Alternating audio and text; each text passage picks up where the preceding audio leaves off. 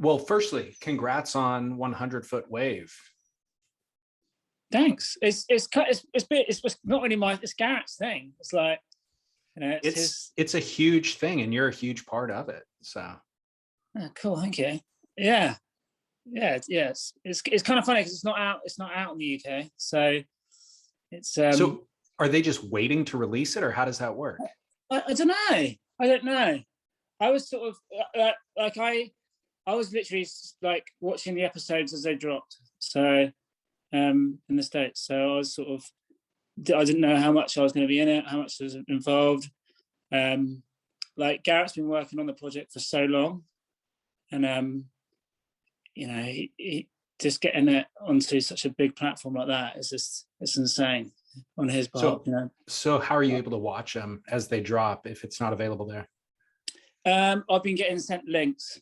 Gotcha. Yeah, as they come out. Well, my impression of you from the documentary is that you're humble, mild-mannered, soft-spoken, almost the opposite of Garrett in those ways.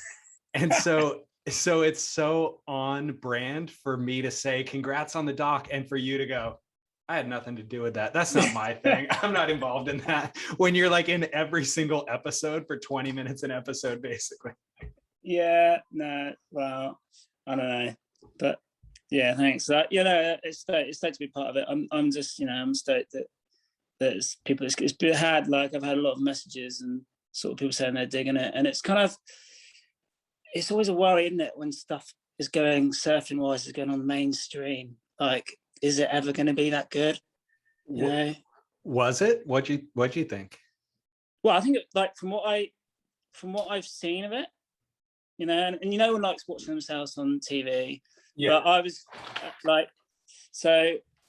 but I thought it was surfing done pretty well on TV. I was pretty stoked. Mm-hmm. I was like, yeah, that's actually kind of cool. Like, they've actually hit some good points and good topics. They've got good people on there. And the action footage like is cut with some of the best bits. Like, it's good. I think it's the best thing that we've seen about surfing on mainstream TV, maybe ever. Yeah, I think I don't know if ever, but yeah. Well, I can't think of a better one. I mean, the Hollywood films that have come out, I've never been that keen on. I guess what I liked, or what I thought the strength of this was the storytelling. Like, they just excavated the story about how Nazare, how it even became a surfable wave. That was super fascinating. And I've never seen that story in surfing before. Like, most people are trying to conceal the wave that they find. This was one where they found this wave and then invited everybody to come and exploit it. So that was unique. And then the individual characters, yourself included, I thought the filmmakers did a fantastic job excavating. Yeah, but it is. And then, but those guys, Joe Lewis and Chris Smith, they're the best guys in the industry, I suppose, aren't they? So if they were, but they neither of them surf. So from a surfing point of view, it's always a worry. Like, you're like, oh no, they're going to get, like, you sort of, you sign the release forms before you see anything. You're like, shit, is this going to be? How am I going to be portrayed? Or is it going to be really bad? Or right?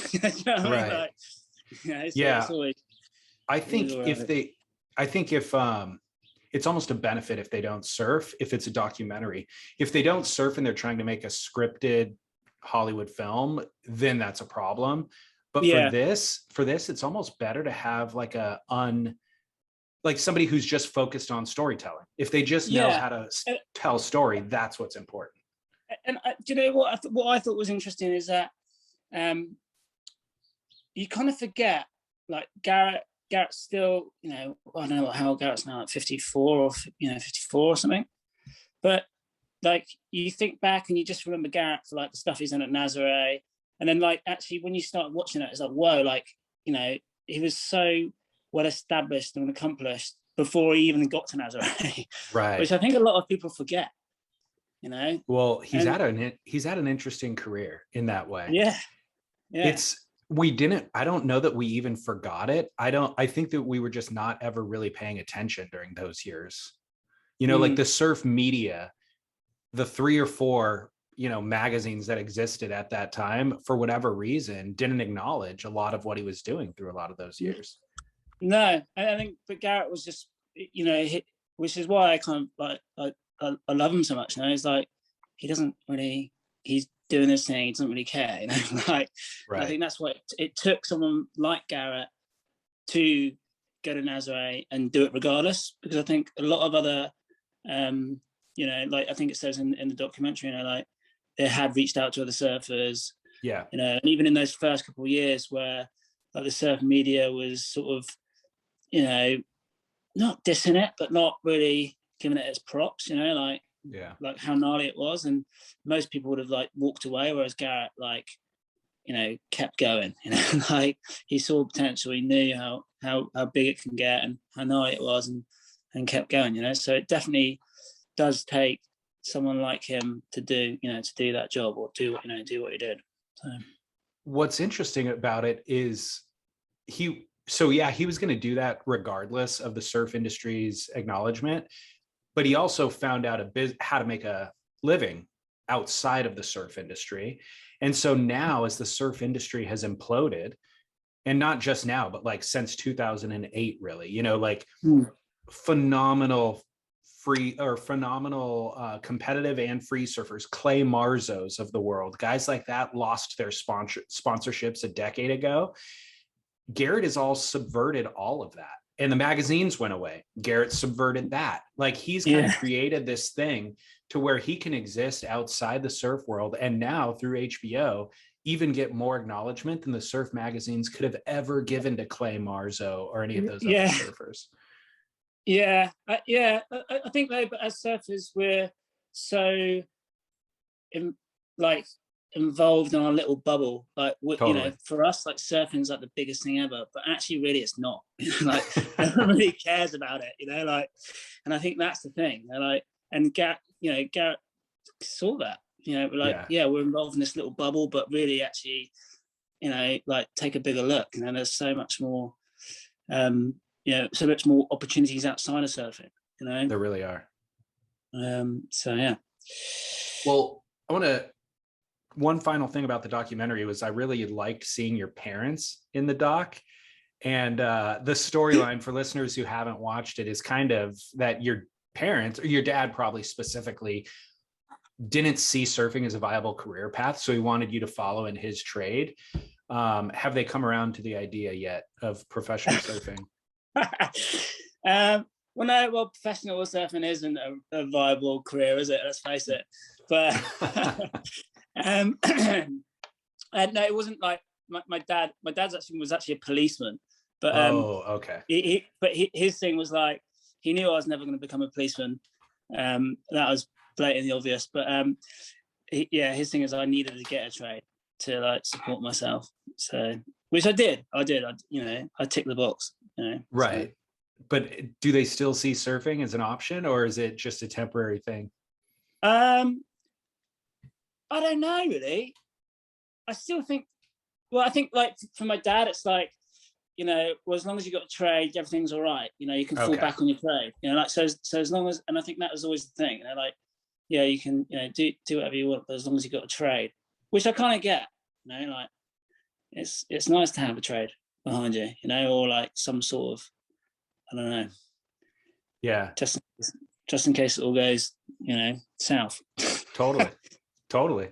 Can you tell me a little bit more about your background, where you grew up, and what is the surf like around there, and what's the town like? What do people do for work? So I grew up in North Devon, so it's the southwest of England. The sort of town, it's a village. It's the main village is Braunton, which has like a few surf shops. It's a bit of a surf community. It's like seasonal. We rely heavily on tourism. The main beaches, which are also like small villages, are Croyd, Saunton, Mullaghmore. We get like surf, you know, get surf, like a lot of surf. It's just not that good, but it's quite consistent. Well, it's been quite a flat summer, so it's great for learning to surf. It's probably one of like it's great to learn to surf. Loads of surf schools here, loads of surf shops, campsites, you know, Airbnbs, that sort of stuff. You know, so it's pretty touristy. It was a great place to grow up. Really, you know, fortunate. What are the water temperatures like? Is it cold pretty much year round? No, it's not. So we get the Gulf Stream. So the water now is 18 degrees, I'd guess. You know, like a 3-2 summer suit's fine. In the winter, it does drop quite quickly, but it's usually like the air temperatures. Like in the winter, I'm wearing like a 5-4 boots, gloves. You know, it's just it's cold, but it's not. It's bearable. Yeah. It's bearable. Gotcha. How were you introduced to surfing, considering that your parents weren't into it? I think, well, my dad bought me a surfboard. Like, so we lived like closer on the south coast of Devon. And we lived inland a little bit, and then we moved back to where my dad grew up when I was about 8. So we moved to the north coast, and my dad bought me a surfboard just to sort of like, it was like, I think I was pretty sad to be leaving, you know, 9 years old, leaving the area, like making new friends, and he bought me a surfboard and just took me down the beach, and it was very much, you know, bought me a board, rented a wetsuit. He sat in the car, read his paper, and I sort of like just played around in the sea, you know. Like, yeah. And it was just a weekend thing, you know, like we did a couple of Sundays, and then just like fully got addicted from there, really. What was your exposure to the surf world or the surf industry? Did you have access to magazines and surf videos and all that stuff? Yeah. You know, you know, you get the videos to buy from the surf shop, because we have some surf shops here, right, you know, locally. Yeah. So the magazine surf shops, you know, they're you know, it always comes out a month later, but you know, Surfing Life was massive. It was the big one Australian Surfing Life was huge when I always used to get that. Surfing, Surfer, and yeah, like whenever the videos came out, you know, I can remember the first video I got, I think, was Sick Joy. Yep. So yeah, so that was it. It was American and Australian surf media, essentially. Yeah. There were, and there still are, like British surf magazines. There's Carve Surf Magazine, which is like a British mag, which, you know, has been going for years, and another one called Wavelength, which is another British magazine, you know. But it was always like, you know, the Aussies and the Americans, like, you know, that's where you got your fill, you know. Right. So were there any examples of English or British surfers who had actually made it onto the world ranks at that point? I mean, like, was there any ambition of a career path for you to follow from that age? Well, I think maybe like in my early 20s, like Russell Winter was on tour briefly, and he was doing like the QS. But there was also like a good European and British surf scene. You know, like there was a contest, like I think it's called the BPSA, British Surfing Tour, which went around the UK doing stops. And that, you know, like competitive surfing was always like, okay, and my local beach has a really good surf club as well. Like, and they always held contests, and that there's a competitive drive there. And I think that was always like, okay, right. Like, I love surfing. I want to do it as much as possible. I need to be good at contests. And so, you know, I naturally like got involved in that.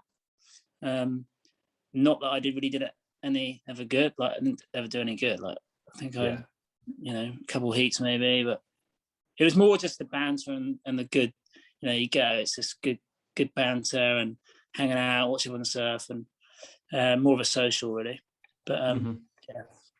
So when did you get introduced to big waves? Because again, that's something that you don't have immediate access to. I'm asking I mean, for obvious reasons, but also because we're similar age and I don't have any big waves around. I have zero interest in surfing big waves. Even when I watch people and when it started becoming a thing in surf media, it was like, I don't relate to that in any way, shape, or form. What I'm doing at Huntington and Newport Beach isn't that. And so the idea of you having to like travel to a different country to go pursue it, and in that other country, Ireland, it wasn't like there was a Yeah, scene of people surfing that. no, like, so when I left school, like I definitely was done with school, and I wasn't particularly good at school, and I ended up working in a surfboard factory Which locally. one, by the way? It's called Gulfstream Surfboards. Again, they're still Yeah, going. They make yeah, some yeah. I surfboards. was going to ask you if it's in that area. Is it in Bronson? That's in Mullaghmore. They got a shop. They Okay, had a okay. shop. They had a shop in Bronson, but they had a factory in Mullaghmore, which is perfect. So I could like cycle or ride my moped to the factory. I used to.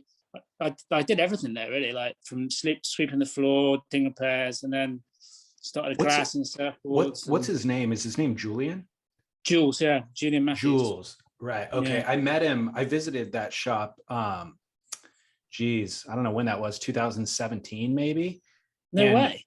yeah, yeah. His boards, he makes insane boards, dude. Like Yeah, beautiful, beautiful stuff. yeah, they are really beautiful. He's a proper craftsman. Like he loves it, lives and breathes quality. Like that's Hot, super high yeah, quality. yeah. And so is he doing well? Yeah, like so. I when did I start there? Oh, a long time ago. But so at first we were just doing the numbers. Like we were making lots of boards, and then I think now more recently he's does less, but like higher quality. Like does like Yeah. really interesting like quads and twin fins and mals and like just the higher end stuff. Yeah. But when Yeah. I was working there, we were doing a bit of that, but we were doing more like mini mals and short boards, and sort of it was like, well, I think we were making. I was glassing about 6 boards a day, and we were it's quite a small factory, so it was like pretty pretty busy. Yeah.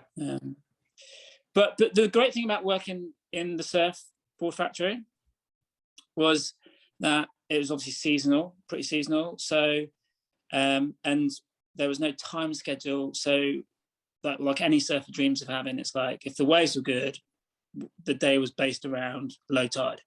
Like the waves are good at low tide at Broad. So you can surf. So I surfed a lot. So from the age of leaving school at like 16, when I worked in the surfboard factory until I was 25, and I pretty much surfed every time there was waves in North Devon. I surfed, and then we would travel a lot together as a team. So for like January, February, March, every year we'd go away, and we'd often go away with like a week here and a week there, either in Europe or further afield. But it enabled me to.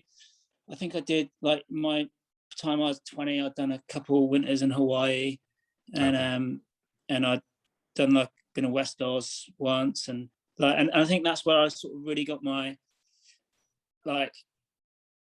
I found my I don't know like I wasn't that good at doing airs or tricks or like that competition format stuff, but Yeah. like going on those trips and you sort of like, oh yeah, but I can't do that, but I can do this, and I was like pretty good at like paddling in and going straight, but but but on bigger waves, right? So yeah, so that's where I found my sort of like niche in my I loved it, so. But even then, was there a viable career path to No, pursue in that? Yeah. Okay. no, big wave surfing wasn't a job. It was just like some guys did it. Yeah. I suppose, but Garrett must be one of the first guys to make it a career. Maybe, I don't know. Like who else was But I doing don't it? think he was. I don't think he was making a career off paddling in and going straight necessarily. He was still trying to surf backdoor. Yeah, Like that's where any sales pitch to a sponsor was going to be about him getting a shot at backdoor. It wasn't going to be yeah, about him on a big wave. But yeah. so did you ever consider leaving England to live elsewhere? Um, Because honestly, that seems like the big kind of hurdle in the Yeah, professional surf career? yeah, like, but I never really saw it as a job. So for me, like, I was always like, okay, right, if I can leave England in the winter, I can work, like, I can come back, I can work here, I can, either, like, I had my family network, so I had a place to live, Yeah.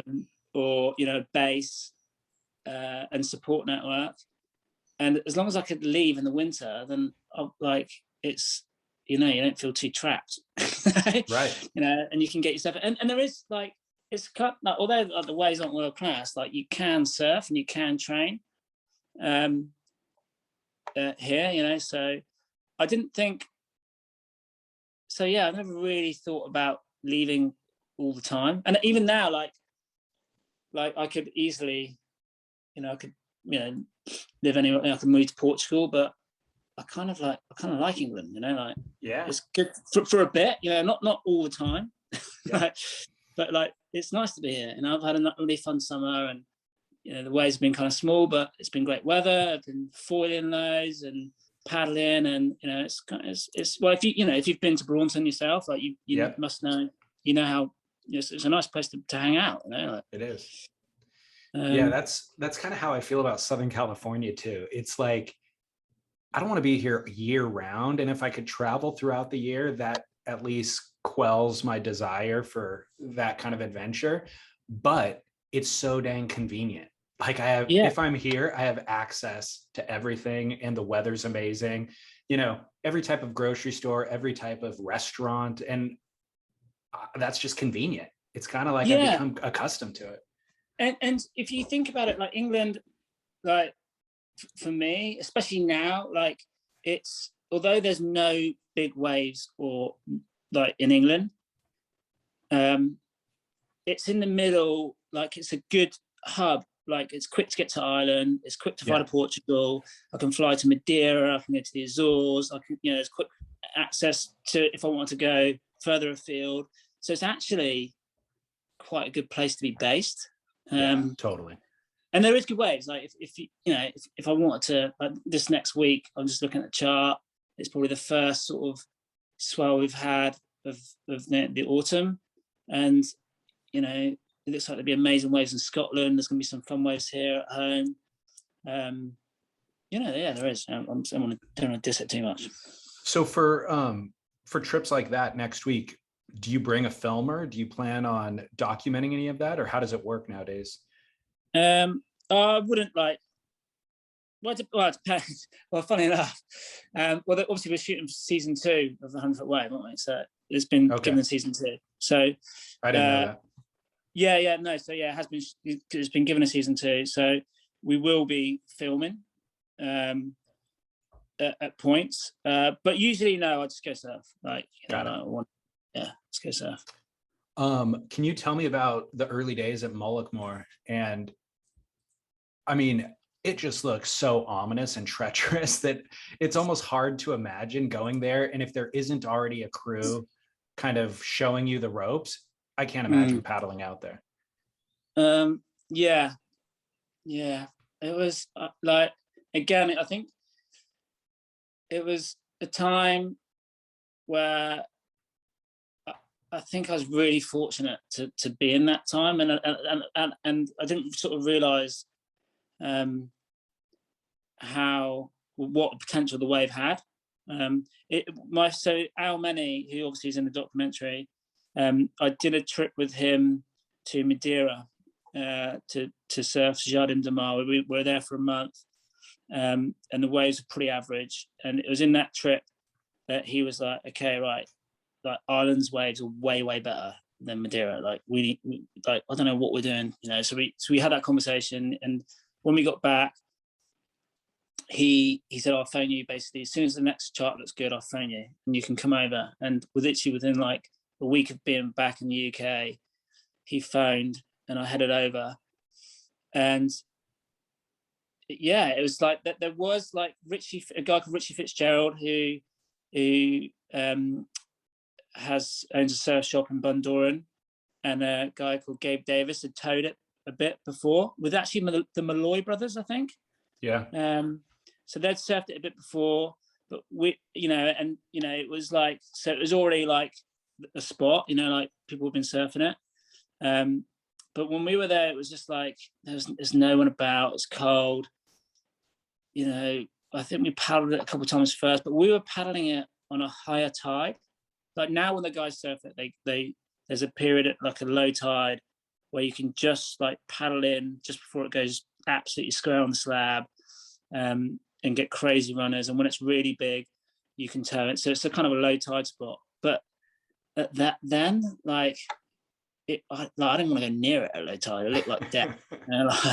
Yeah. It looked like what the hell? And so yeah, we paddled it a couple of times on like a mid tide, and then we started trying to tow it, and but it was tough. Because we didn't really know. Like we had this jet ski, we didn't know how long the rope should be. We didn't have a sled. Like all the basic things that, like, because we had no one to teach us or no one to tell us. Like, so we just went and bought a water ski rope. Like Right. it was like 70 foot long. Yeah. Like it's just like so. And yeah, we just try to do it. And we had a friend who was at Plymouth University of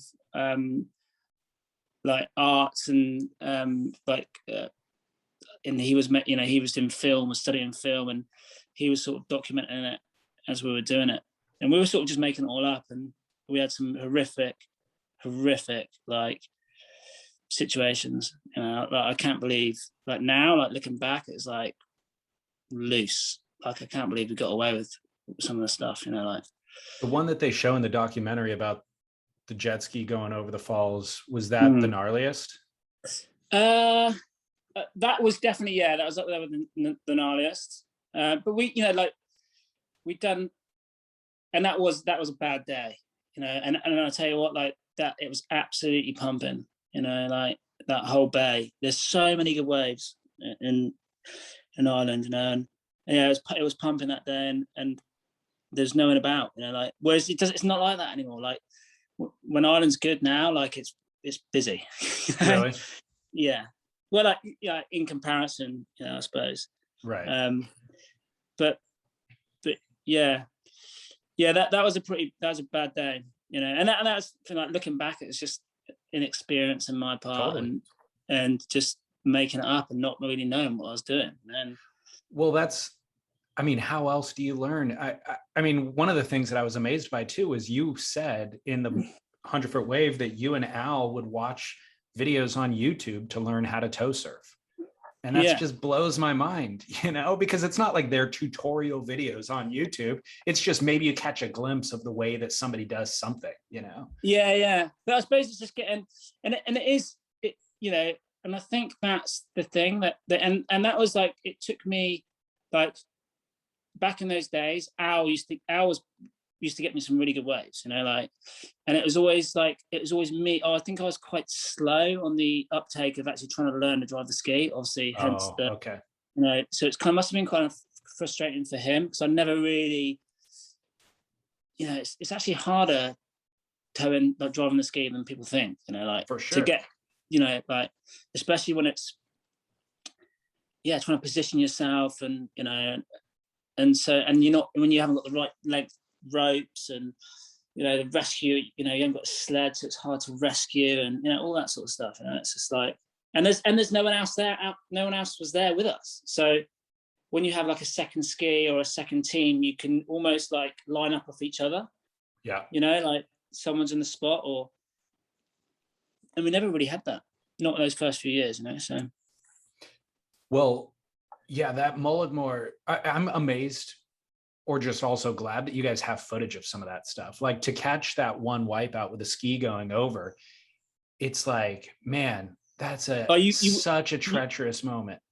And you wouldn't believe it, would you? If like you said, oh yeah, like no, and do you know what? Like the funny, like, so I came up after that wipeout, and I was like, oh, like I've really blown it here. And I can remember sorting out all the rope, because the ski was just like wrapped in like 70 feet of water ski. So I sorted all the rope out, and and it was howling offshore, and I was actually relatively close to the harbour, like there at Mulletmore, and I was like, oh, right, this is going to be a breeze, you know, like I can just literally backstroke the ski in, you know, because it wouldn't start.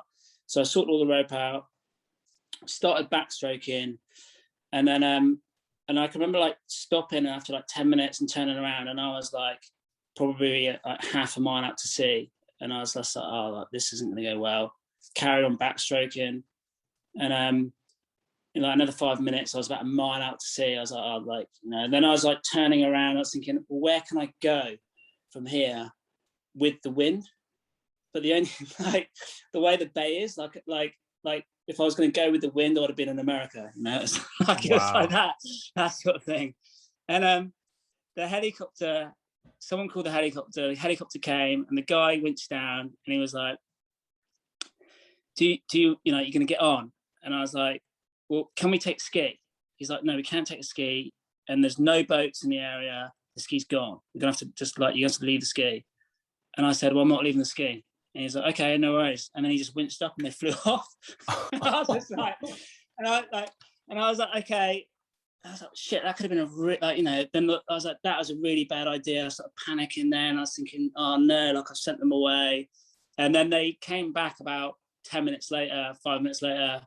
And they're like, look, you've made no headway. You're going even further out to sea. You either get in the helicopter now and leave the ski, or you are going to be in America. Like, you're not getting back. And I was like, okay, right. And then that was it. Ski's gone. Like, wow. But you just worried about the what? There was a good view in the helicopter there. Like, I saw some sick waves. Like it was pretty sick. So yeah. Man, you don't get a lot of second chances like that. That's gnarly. Yeah. Why do you think that wave hasn't been more exploited by traveling professionals? I think it has. You know, like, you think so? Yeah, I think you know, like, well, maybe it hasn't. I don't know. I mean, I can name 5 surf trips that I can, like Nick Von Rupp did a thing there. You know, there's like a couple, but I would venture to say that like the top 20 most well-known kind of guys, that's not on their destination list, you know? No, well, it's cold. It's hard to score, as in like, Ireland is the sort of place to score if you go on Ireland for a month. Like, whenever it looks really good, you fly there, and it's never very good. Yeah, because the weather patterns and the storms, like, it's not like as you go lower down in Europe, it's a bit more stable.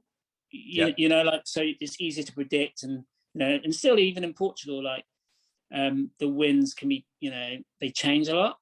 But Ireland, they change all the time. So often the best days I had in Ireland are never the days I've gone to surf. So you fly to Ireland, or you drive to Ireland, you go for the day, like it's usually like the day before or 2 days after where you get your waves. Like the day that looks like the day of days can often be like really windy, or the swell's not quite right direction, and you know, it's a tough place to predict like that. And but that's why, you know, that's why the locals score it good a lot, you know. And so you've got to put time in, and you know, when we did, and you know, I spent a lot of winters there, you know, like around 2008 to 2011 maybe, like, we used to just rent a cottage in Bundoran, and yeah, we got some really fun waves, you know. But it is never the days that you expect. It's always like, you know, which is great, which I think, you know, that's what surfing is about, isn't it?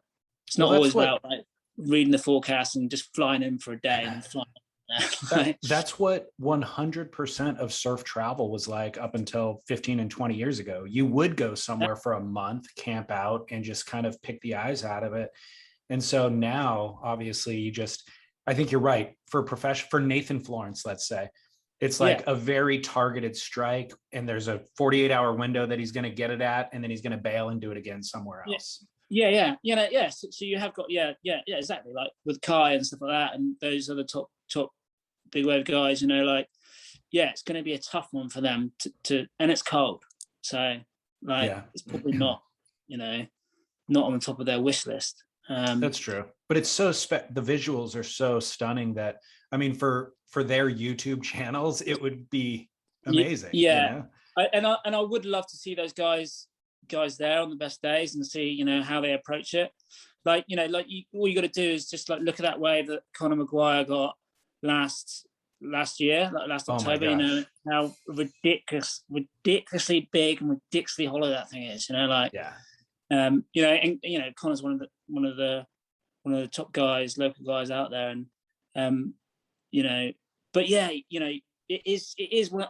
I think it is the best big wave in Europe, maybe the world. Really? Like, it just on its day, it's so heavy and gnarly, and it bends, and it like got boils in it, and I don't know. You're absolutely right. As you're saying it, I'm first of all frothing to go, but secondly, I'm remembering some of that footage, and it's like there really is nothing that compares to it. That the paddle wave that Tom Lowe got. Yeah. Again, like that there has been. We're missing or forgetting like sections of like the Mickey Smith, Fergal Smith, Tom Lowe. Like I don't know if you remember that there's a Powers of Three. They got a Mulletmore section in that. It's like, what? They're towing like 20-foot mully, super like groundbreaking, right. Leading the way, and it is a sick wave. It is, and I think it is, and it kind of like it's always like as my surf career, as it sounds like a bit of a joke, but as my surf career is sort of a bit more focused on in Portugal. Like it is one of the places that I miss the most. Like Ireland and Mulletmore. It's mental. I love it. I'm glad that you brought that up, because I did want to talk about various big waves in the world. Nazare, and how they compare to Nazare, essentially. So it's easy for all the pundits who've never surfed it to be like, oh, Nazare it's a mushy wave.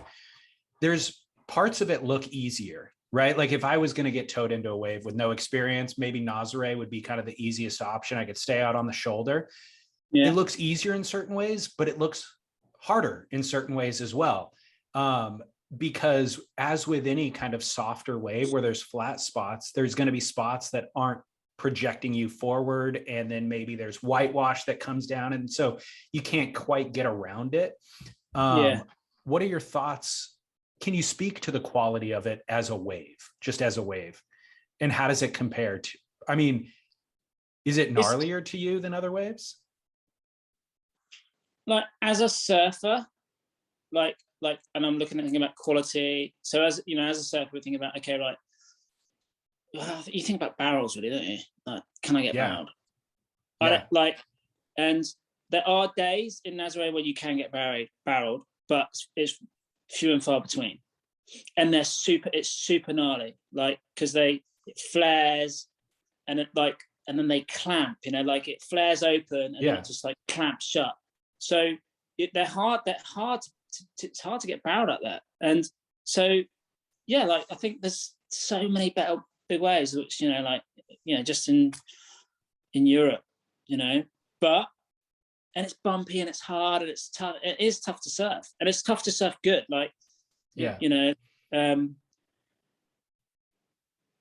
it just gets massive, doesn't it? It just gets, and those walls of water, and it's very visual.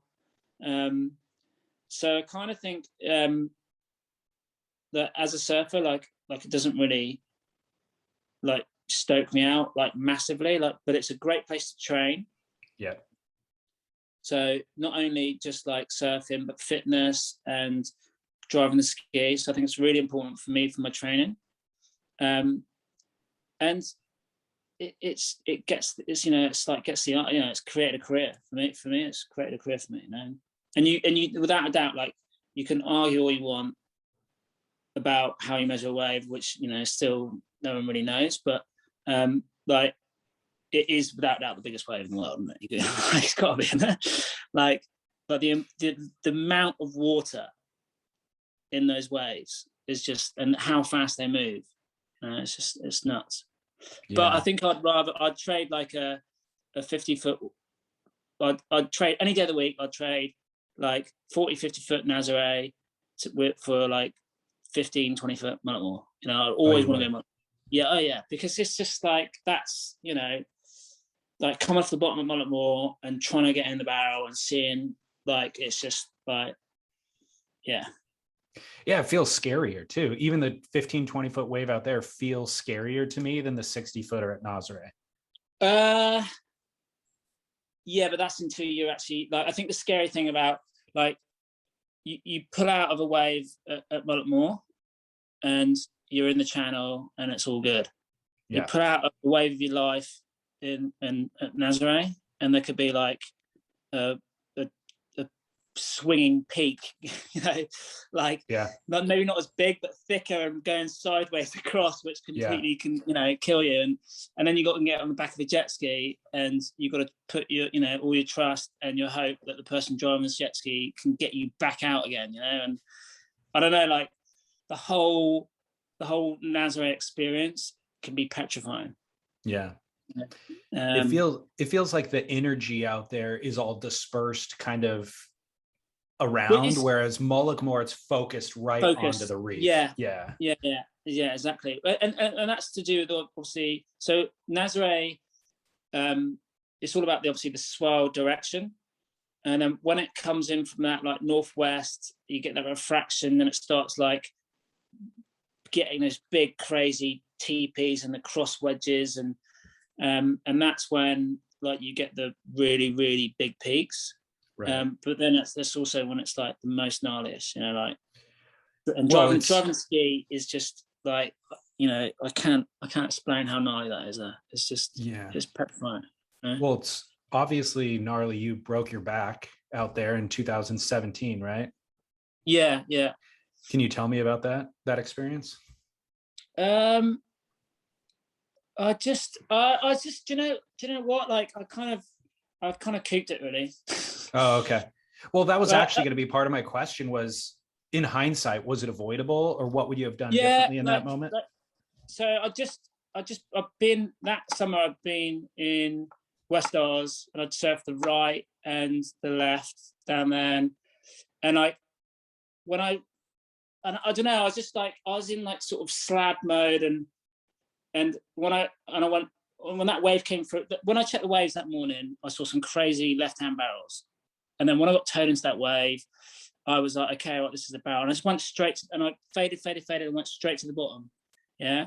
But with, unlike like a slab, like, obviously you get to the bottom and then it goes really vertical. So you just skip up and you're back in the transition and you can get speed again.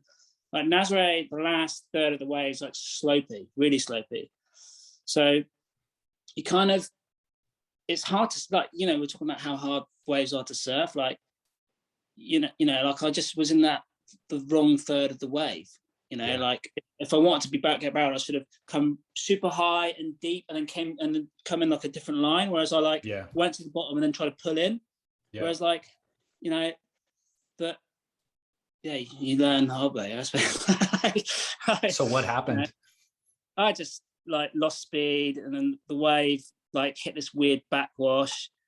It went from looking like it was going to go inside out to like sort of like doing that weird mid-face clampy thing and running real long. And I knew like the second I was at the bottom, I knew like, okay, right, this thing isn't going to barrel like I thought it was going to barrel, and I'm like in the shittest part of the wave I could possibly be, like too high to straighten out and not high enough to be in the pit. So like I just like mission aborted, like just jumped off my board. And the wave, I was expecting to get like a lip to the head or to the body and just be like you know, a huge impact to the body, but it was kind of the wave, the lip pitch, and it hit just literally as I jumped off my board. It landed under me, like literally right under me, and then pushed me, ejected me out. So like I'm like oh, this is going to be painful, you know, nothing. And then I was like, well, this is weird. Like, I feel like I actually thought that the lip came over me, and I was, you know, when you sometimes get that weightlessness when you get sucked over the falls on the inside. Mm-hmm. I was like, whoa, this is weird. I must have been in the barrel. And I was like, shit, I shouldn't have jumped off. I should have just carried on riding. And then I was like, not hitting, like still not hitting, like what? And then it was like, bam, and then I was just like, yeah, like broken back. Like I'd have hit the flats, you know, and that getting projected out, hitting the flats, and I knew, and I was like, okay, You knew instantly. Yeah, I knew. Like it was just like, oh, like that's me out for the rest of the day, like without doubt. And the biggest regret with that is that I think big wave surfing, or any surfing actually, is about timing and about being in flow with the ocean. Totally. And that's and the swell was, and I think big wave surfing is actually more important because you're putting a lot more on the line. And I was well aware that the swell was getting bigger, and it was only like 10:30 in the morning, and I was like we've got a whole rest of the day to surf, and the waves are only going to get bigger. And I've like injured myself at, you know, so early on. Like I thought, sort of was obviously disappointed for myself, but obviously then you ruin you know, everyone else's day because they're there, you know, like you know who I was surfing with, Garrett and Hugo, and you know you ruin, you know, that they're not going to be going back out after that, you know, like so yeah, I was kind of gutted, but because that was the same day that Rodrigo got the world record wave. So that afternoon, I think he got his world record wave. So yeah, it's fascinating. That was a great retelling of that story, and it's relatable. There's certain little moments that are relatable, like the context of coming off of surfing slabs. So you are going to impose kind of what you think and what you know on this wave that's coming to you without really assessing what the wave is doing. And towards the end, you saying that kind of the best surfing is when you're in flow and connected to the moment. And yeah, you're drawing off of the energy from the experience from surfing the slabs, but you're not actively thinking about it. You know, what you're really actively doing is being in the moment and then just using that experience. And so, yeah, there was a little misconnection there, and you tried to impose what you were doing on that wave, and that wave was like, nope, not going to do it. No. And you know, you pay. Yeah, right. It's just lesson learned, isn't it? You know, there you go.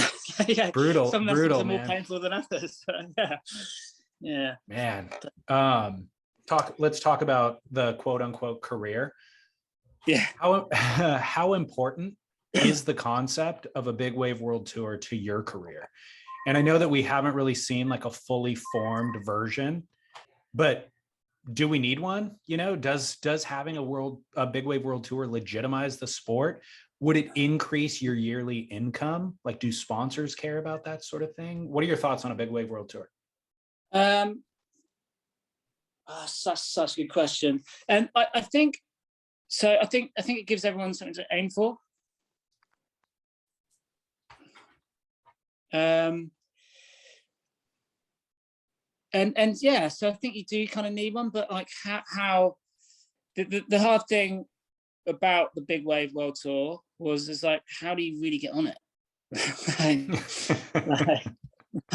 I always like battle that. I was just like, and that was always the thing for me. Like, yeah, you got to go and charge at every spot around the world when it's pumping. Like, how much does that cost to do that? Like, it's impossible. It's like so.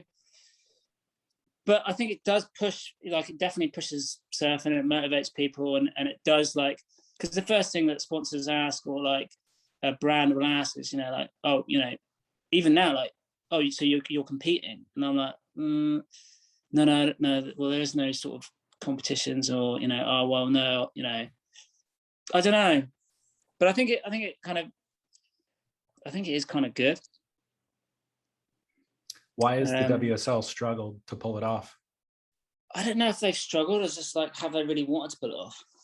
You know what I mean?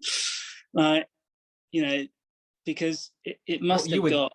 You would think that they would want to, considering that they've bought it and made efforts at it. Well, yeah, but I suppose that they were so invested in more in the CT, I suppose, and those sort of things. I don't know. Like, I think that the trouble with hang on, I'm just gonna have to get this. Hang on. Yeah, go.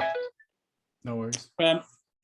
Right. So yeah, I think the thing with it must be the cost to put the tour on, you know, and it's not like the CT, I suppose, where you have the dates and the periods, which are usually like 2 weeks, 10 days are there, and you can usually get some like relatively surfable conditions in those 2 weeks where, you know, you're waiting for like the periods of 6 months, you know, and you're making the call like a day before or 2 days before, you know, which just makes, you know, the logistics and how you put that together, you know, it must be a nightmare for them, you know, and how you live stream that and how you put those live stream events together with 2 days notice, right? Except that's what they do for a living. That's their explicit, like I agree. Yeah, it'd be a nightmare for me to do because I don't do that. But I mean, it's like, why would they buy the tour and commit to doing it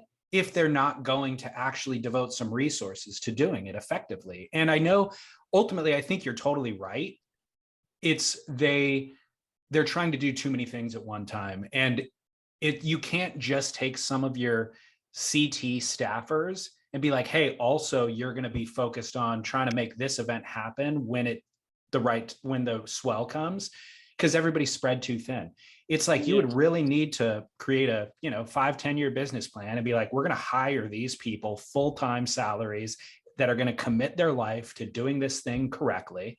And it's going to be a tremendous amount of energy and resource suck, but you either do it right or you don't do it at all. Like, I don't understand the idea of like trying to do it and then letting it flounder and everybody complains, you know. But has it ever floundered though? Because like, I'd love to know, and it's probably, the figures are probably out there. It's just, you know, like, so the views on like, say the Jaws contest that, you know, compared to like a CT event, you know, like, and you know, obviously I'm interested in the Jaws event, so I would definitely watch the Jaws event over a normal CT event. But you know, is it getting more views? You know, are more people interested in it? You know, is it more interesting to people that don't really surf or don't follow competition surfing? Are they more likely to watch a big wave contest? You know, so yeah, it'd be interesting to know those sort of stats. But also like, from an actual competitor, I'm sort of falling down the route. Whereas, is big wave surfing supposed to be put into 40-minute heats?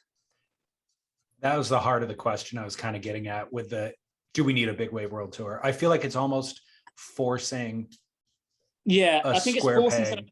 And as a competitor, like, and I've done it, and obviously again, I've never done very well, but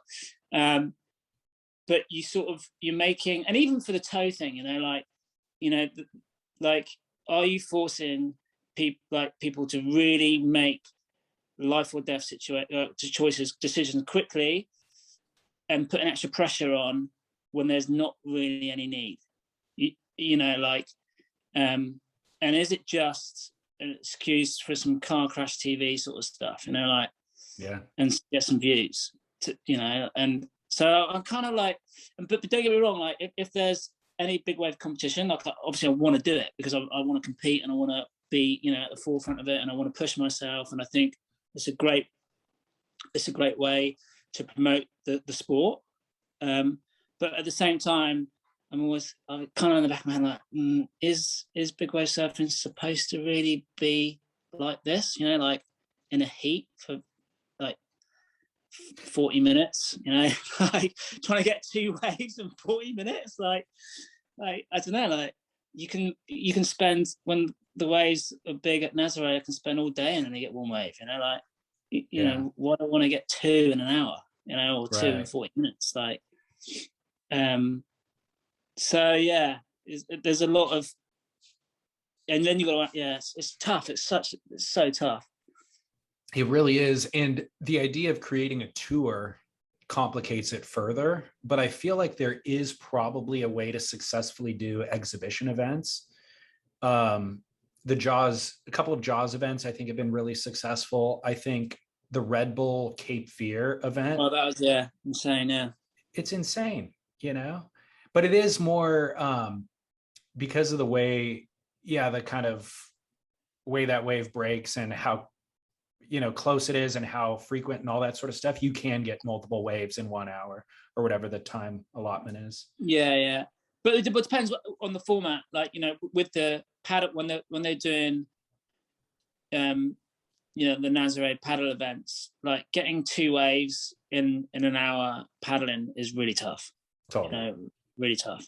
But the towing events, like, for sure, you can get a few waves in an hour then. But you are still, you're putting a different sort of pressure on the athletes, where they might, decisions are like, I don't know, like I don't think you need that pressure and that decision making that a little bit dangerous. I don't know. Yeah. I don't know. Well, I'm curious, who are your sponsors right now? I know you've got Red Bull, right? Yeah, so been with Red Bull for a few years now, which is like that was like obviously like the golden sort of ticket. That was when I like sort of quit my plumbing job and lifeguarding, and when I signed with them. So Red Bull, and then I work with some local UK brands. So Tiki Wetsuits, which is a wetsuit manufacturer from where I live in Braunton, and Salt Rock Surfwear, which again is another surfwear brand from Braunton, and Breitling watches as well. So that's a good one. Yeah. So what do they expect of you, and what do you expect of them? What they expect of me? I always ask that. Well, what do you actually want? I think like it's just to represent them in a good way, and it's brand placement, product placement, and I'm really fortunate like to work with brands with that I use and I like, and and we work together, and so I've always been pretty lucky, but just to represent them and use their products. It used to be a lot more crystal clear. You need shots in magazines, maybe a profile video or whatever.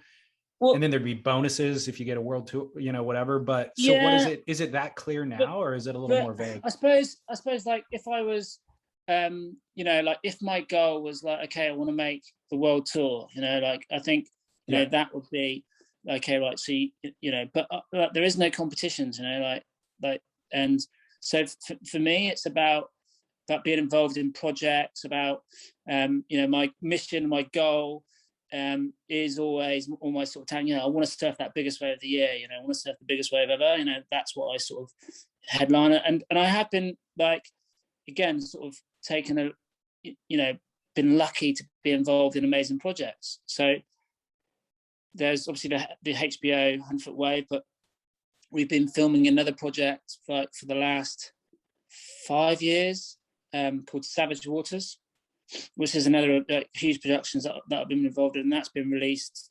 this October, I think. So it is, again, like, like I even though I'm not competing, I am like working on content, not just for Instagram or social media cannon fodder, like, there is like, okay, well, we're working, this is, and it's going to be like, in big screens, or on Netflix or whatever, like, or HBO or something like that. So I am working towards bigger projects. So is Savage Water a feature documentary? So it's my friend. I did a documentary with Red Bull called Beneath the Surface, and it's about a wave in Ireland. and my mate's got this catamaran, and we're sort of like we hang out in Ireland all winter trying to score this wave in his boat, and it was actually on that like project. We got chatting, and there was some islands in the middle of the Atlantic, which they have some really interesting. It's the deepest. It's uninhabited islands in the Atlantic, and it has the deepest to the shallowest sort of topography of the ocean. So it goes from, I don't know, like as deep as the ocean is to like these like shallow little reefs, and we're like, whoa, like that's insane. Like there's got to be some sort of waves on this bit of rock. Yeah. And so we decided to sail there and look at it, which sounds quite easy, but bear in mind, like it's in the middle of the Atlantic there's no safe moorings, no where it was a mission. It was like, and it took us a lot of time, and a lot of stuff happened, in the journey, so it's a documentary about that. Hang out on this boat, adventuring. It was good fun. It was really good fun, but it was hard work. It seems like that relationship with your sponsors, where they allow you to pursue projects like that, is actually a much healthier and probably mutually beneficial thing. It almost relates to what we were talking about with contests, where once you put on these parameters of a contest, it actually inhibits you from being able to do what you want to do. And so to have the business relationship with the sponsors where they don't put any parameters on of this much coverage, this many Instagram posts, allow you to actually do meaningful work. Yeah, I suppose. But that's not easy, the pressure's on you. And when you go into, like any contracts, like, if most of my contracts are year things, and like if you're doing like a 5-year project, and then like so it's always, oh yes, but everyone's like, well, we haven't seen anything, like, and so you kind of like selling them a dream. You're selling them your dream, like, oh yeah, but it's gonna be good.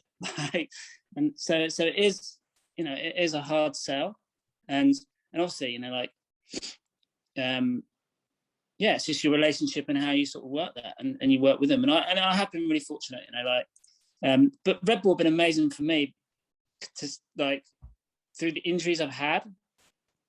I think they support all those injuries and helped me get back to surfing fit. Because actually, after I broke my back in 2017, I was only surfing again for like about 6 weeks, and I did a big wave paddle contest in Punta Galera in Spain, and ruptured my ACL. Jeez. So I went from like breaking my back, like it was like almost like a year of rehab, and then surfing 6 weeks, and then ACL, like complete rupture. Insane. Like the luck, because I was like, and that, like, I don't know if you know anything about knee surgeries, but that was brutal, like reconstruction and then rehab. So it was almost like 2 years out of surfing. So it wasn't, yeah.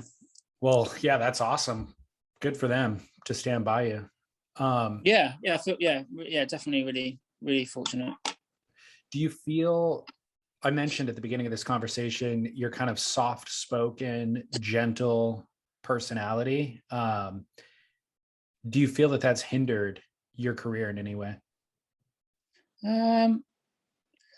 I don't know yet. Sometimes my friends were like, you need to sort of blow your trumpet a bit more, like be more, is it assertive is the right word? Like, shout about things more. I don't know, like it doesn't it? It's just, it's part of, who I am, and I kind of, so I like, just like everything, I'll just, I think it's the best way to be, I think, for me personally. Well, it's sincere. It's hard to be anything other than yourself, you know? And so it would feel awkward if you started, you know, I don't know what, being boisterous. Yeah, or you know, but I don't know. I just think you like, especially with what we're doing, like to be honest, like I feel it's like a bit of a joke. Like I feel like a bit of an imposter in a way. Like it's a bit of a joke, you know. Like I've managed Yeah. to somehow forge this like big wave surfing career, you know, like which Yeah. is doesn't like it doesn't even really exist, does it really? You know, like so it's all a bit of a joke. So I feel pretty fortunate anyway. Like so I don't really need to do anything apart from just like be myself and enjoy it, you know, like Yeah. and realize how lucky I am to even have a sponsor or to even have support from a brand who helps me go surfing. Like what? Like because Right. it is a joke, isn't it? Like I'm getting supported to just go surfing. Like that's like It's you know. amazing. It's amazing. But when there's people right around you who might be getting more acclaim or validation, who maybe don't have the same accomplishments as you, Well, if you luck to run them. that. Good luck to them. You know, that's cool. Stoked for them. You know, like everyone. You know, that's for me. That's totally cool. You know, like it doesn't. That doesn't. I'm just doing my thing. And I'm happy. You know, Yeah. doesn't. Yeah. I Good luck love to them. that moment. There was a moment in the documentary where I feel like maybe the filmmakers were asking you kind of about that similar thing.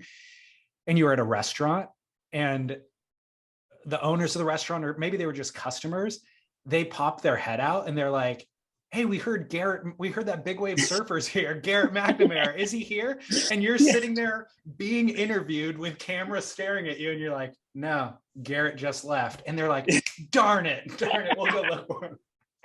Yeah. But that's great, isn't it? Like Garrett is the man. He deserves. You know, he deserves that. You know, like. But you know what? I'm the dude from England. Like you know, like it doesn't. You know, I think that's great. Yeah. I think that is great. I've got so many like Garrett is unique and it like and like he's just brilliant. I love him. He's just so funny. Like Yeah, he is. you know, like um so yeah, and he gets that a lot. Like he can't really walk down. Like, he walks down the street in Nazare or in Portugal. You know, he gets recognised all the time. Everyone knows him, and you know, or heard of him, and you know, like he's proper famous. You know, like, Yeah. he's proper famous. Whereas like I don't really want that. I don't want that. You know, like you Right. know, I'm stoked to be doing what I'm doing and surfing and yeah, like I still, you know, I'm motivated. I'm passionate about it, and I want to achieve something, and I want to, you know, I want to get that wave. I want to, you know, but I don't necessarily want the you know, to be recognised in a restaurant or a cafe. You know, like, What's interesting is you've both gotten what you wanted. I mean, if those are your ambitions and goals, you've achieved a lot of those ambitions and goals. And I think that Garrett's goals were slightly different. And so now he's reaping the benefits of all that hard work, and he's hit a lot of his goals too. yeah. Do you know what? I've never really felt that like I've really, you know, I think my goals have always been sort of like like the XXL awards have always been a big focus for me. And I've never really, apart from like Wipeout of the Year, which no one obviously wants to win, like I've never actually really managed to get any of those. So my goals have never really been hit personally. Like yeah, I am surfing, which you know as a career, which I can't believe, but I've never really hit the goals. You know, like never had biggest wave of the year or anything like that. So that's still my gunning point. You know, I still want one of those. I think What are that's your, I mean, the one story that I didn't even realize was a story until 100-foot wave was the fact that you got a wave that would have potentially been a contender at Nazare, and nobody got it on film. Yeah, but you know, I think for me, like they've made more of a story out of that than I would have made out of it. You know, Really? it was like one, like Hugo and Alex just had that horrific accident. Like, right. I couldn't care less if they, you know, got that way.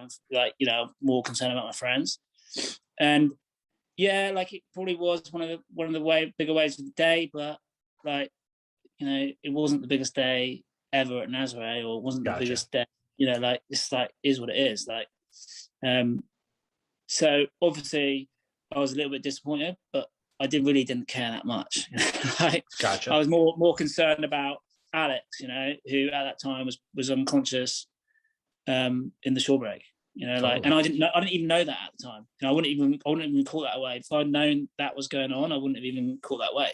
You know, like Right. there was no communication there on, or bad, not the, you know, it was all going on the inside, and me and Tom were just still surfing the heat, as you know, we were like, oh, it's weird, like, why has everyone got out, like, what, you know, as far as we knew, we still had like 2 minutes left to surf, so we were like, you know, but I wouldn't have got that wave.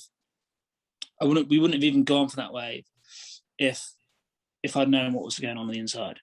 Because it's the same thing. Because I could have fallen and I could have had a bad accident, and then there'd have been two of us. You know, like Totally. you know, like so.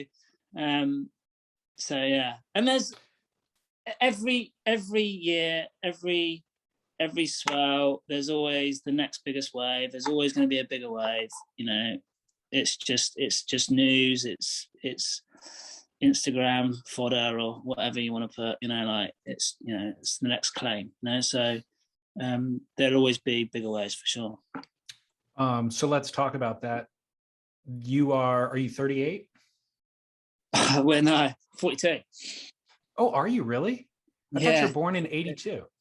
No. I was born in 79. Oh, my mistake. Yeah. Well, the question is, how much longer can you continue to do what you're doing? And do you have a wife? Do you have kids? No, I have 2 kids. Okay. How old are they? 9 and 13. Okay. So how long do you feel responsible, you know, doing what or do you feel that you're active and fit enough and all that sort of stuff? Yeah, I feel really, you know, really, I feel really good and fit. I feel like the fittest, the most focused I've been, you know, in probably ever. Like, especially like that, like last 2 years, 3 years, I felt really good, you know. And for me, like, you know, I don't think you ever give up surfing, or like, you know, like, you know, retire from surfing, do you? You know, it's something that you're always going to do.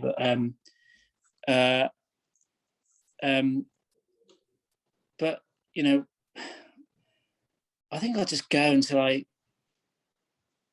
either you get that wave, or, you know, or I just go until I think you just know. You know, like one day you just think, oh, I don't really want it, but I still want it. You know, I think if you still want it, like, you just got to keep going. Otherwise, you're just going to be disappointed in yourself, or regret. Like, because maybe in 6 more years' time, I won't be physically fit enough to do it. You know, and then I'll be like, oh, I should have. You know, I shouldn't have quit early, or I still, you know, felt good. Like, you know, like and it is like you look. You know, Ross Clark-Jones was still surfing Nazare, like, you know, 2 years ago. I don't know how old was Ross. Like, it was probably in his 50s. Yeah. And absolutely charging, like taking the most ridiculous lines, like he does. You know, like, and you're like, why? Like, I can still definitely. Why? There's no reason why you can't do that until you're 50. You know. Well, it seems like it seems like your experience in your mind and all of that actually allows you to mitigate a lot of the risk and the danger, and you end up probably not wiping out as much at that age, but you're subject to injury is ultimately what it comes down to. Yeah, like, you know, you're not. I think you just have to choose your moments, and you're not doing, you know, you're not going all day, Right. like for days on end, back to back. You know, Right. you might be out there, you might be involved, you might like do safety or stuff, but you know, the times you're surfing or on the rope are probably going to be less, but more focused on, like, okay, right, I think that the wave's going to be biggest or the best in this hour. Like, this is when I want to be on the rope, you know, and I want to get my feel here, and then I can just do safety or drive the ski for the rest of the day, you know.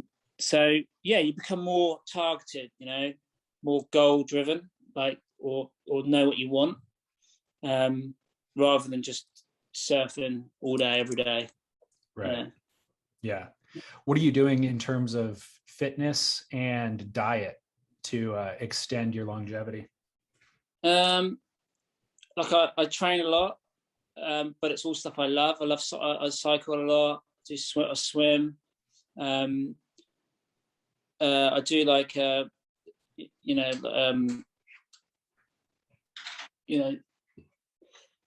yeah, sorry, yeah.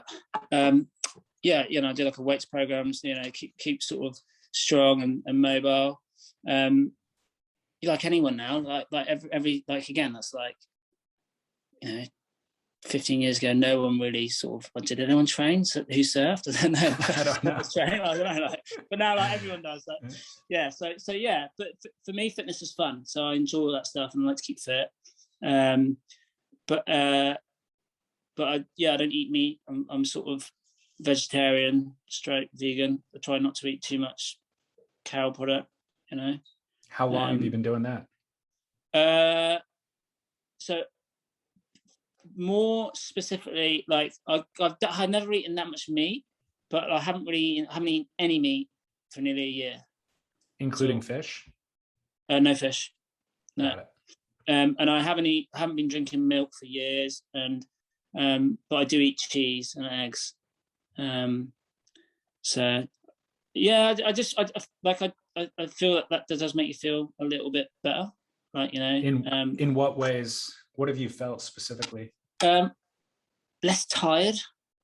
Like when I was, when I usually, like, I'd not eat that much meat in the UK, and then I go to Portugal and I'd start eating like quite a lot of pork or stuff like that, and then like you start feeling tired and a bit like slow and sluggish. And I found that by giving up meat completely, like I just felt a bit more lively, Interesting. And I think like there's loads of health benefits, but also the environment, like if you want to really, like, the environmental benefits as well, to try and cut down that sort of stuff. I think it's sort of a win-win, but yeah. What about sugar and or alcohol? So I'm a sucker for sugar, sweets. So yeah, like I can't say I don't cut that out. I do use sugar a lot.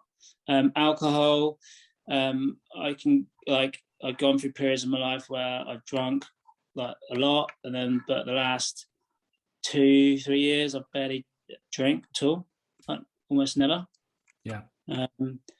So and again, that's for me, it's just like choices, like like I just need to cut this out, like it helps me. Again, I feel so much better for it. Like even one beer, like, makes you feel a bit fuzzy headed the next day and not as motivated. And so I just found it easier just to completely do nothing, So good. With the not eating any meat, do you notice any reduction in your muscle mass? I don't think I do.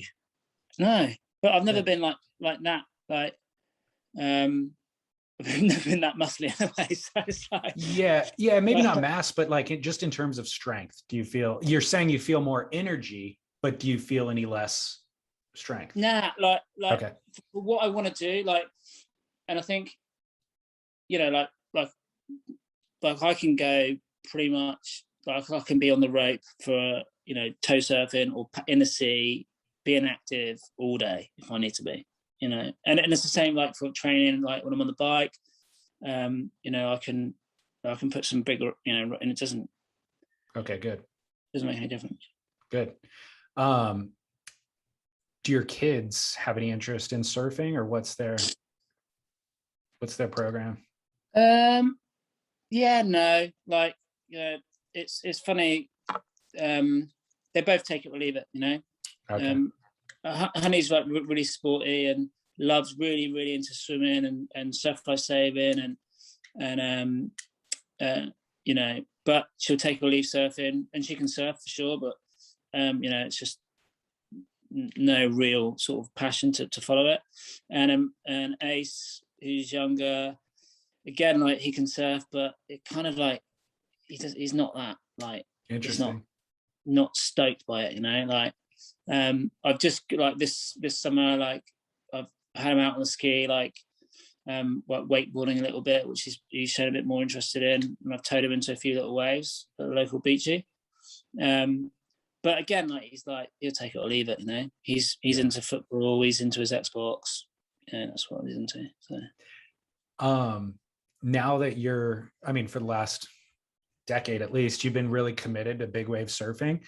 Do you still enjoy going down and surfing a little 3-foot beach break around your house? Yeah, for sure. I think that sometimes it makes those days even more enjoyable. Do you shortboard? Yeah, shortboard. Yeah, still shortboard. Good for you. Yeah, trying to mix it up. But I did buy mid-length this year. Welcome to the dark side. Yeah. But I still, when the waves are good, I still like. I'd rather shortboard. I'd rather try and do turns and sort of surf performance. Surfing.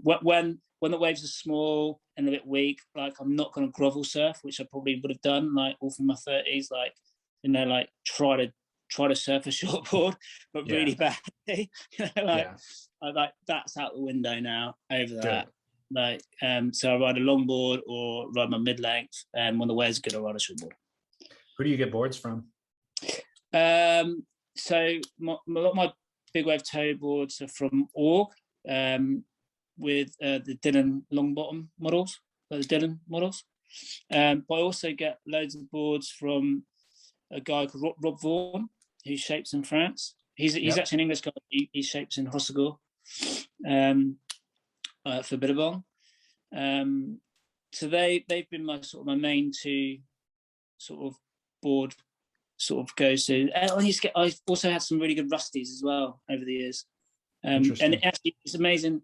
Rusty did me some really good paddle guns, and this is what I love about like that surfboards now. Like, so he designed them in obviously San Diego.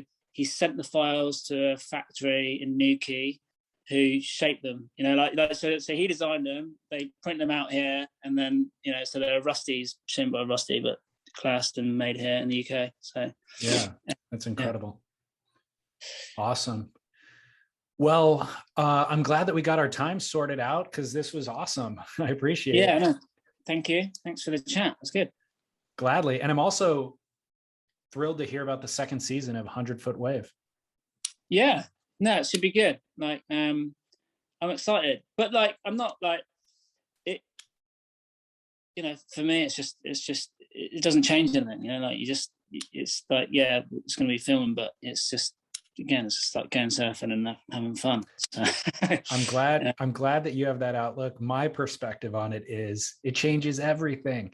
Like without them, you can't keep funding this thing to continue to do it for the next 10 years.